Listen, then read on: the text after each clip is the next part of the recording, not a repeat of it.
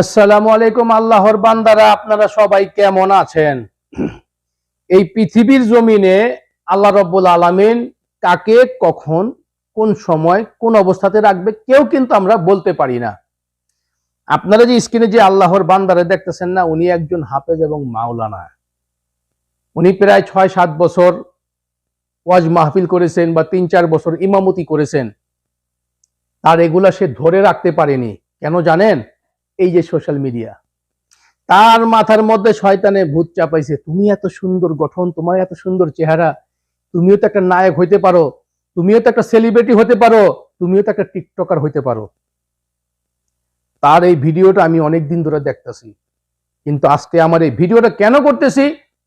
মানুষ যখন এই পৃথিবীর মাটিতে গুনাহ করে, পাপ করে, অন্যায় করে, সে যখন বুঝতে পারে হ্যাঁ আমি এগুলো কি করতেছি, আমি অন্যায় করতেছি, পাপ করতেছি, জেনা করতেছি, যখন মানুষ নিজের ভুল বুঝতে পারে, সেই হলো প্রকৃতিক মানুষ।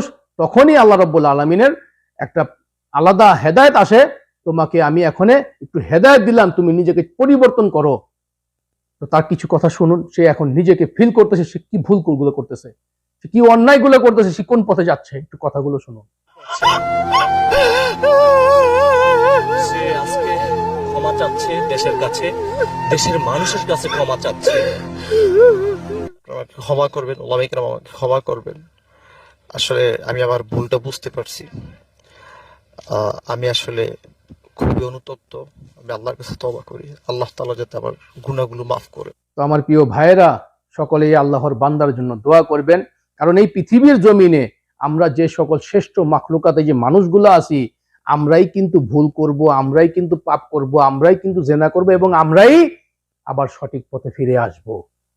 ভুল শয়তানে করে না, ভুল জিনেরা করে না, ভুল আমরা মানুষরাই করি। আজকে এই ছেলেটা ভুল করছে, এখন সে অল্পতে বুঝতে পারতেছে আমি কি করতেছি, আমার অতীত কত সুন্দর, আমি বর্তমান কি করতেছি। এখন সে তার ভুল বুঝতে পারছে। সকলে আপনারা তাকে ক্ষমা করে দিবেন, ক্ষমা দৃষ্টিতে দেখবেন এবং আল্লাহ রাব্বুল আলামিন প্রত্যেকটা রাসূলের উম্মতকে ঠিক এরকম করে একটু হেদায়েত দান করেন, যাতে মানুষ বুঝতে পারে আমরা কি করতেছি, কি অন্যায়গুলো করতেছি, কি পাপগুলো করতেছি। আফসোস আমাদের এই জীবনে আমরা সবকিছু বোঝার পরেও আমরা শয়তানের ধোঁকায় আমরা পড়ে আছি। আল্লাহ রাব্বুল আলামিন সেই শয়তানের ধোঁকা থেকে আমাদেরকে হেফাজত করুক। আমরা সব সময় আল্লাহর আদেশ, রাসূলের তরিকা সবসময় ফলো করবো, ইনশাআল্লাহ আমরা গুনাহ থেকে বেঁচে যাব। আল্লাহ তাআলা আমাদের সবাইকে ভালো রাখেন, সুস্থ রাখেন এবং সবাইকে বেশি পরিমাণ হেদায়েত দান করেন, যাতে আমরা রাসূলের তরিকা ইনশাআল্লাহ এই পৃথিবীর মাটিতে যতদিন বেঁচে থাকি ততদিন যাতে আমরা এই পৃথিবীর মাটিতে চলতে পারি। আল্লাহ রাব্বুল আলামিন সেই তৌফিক দান করেন। ভিডিওটা ভালো লাগলে শেয়ার করবেন। আসসালামু আলাইকুম ওয়া রাহমাতুল্লাহি ওয়া বারাকাতুহু।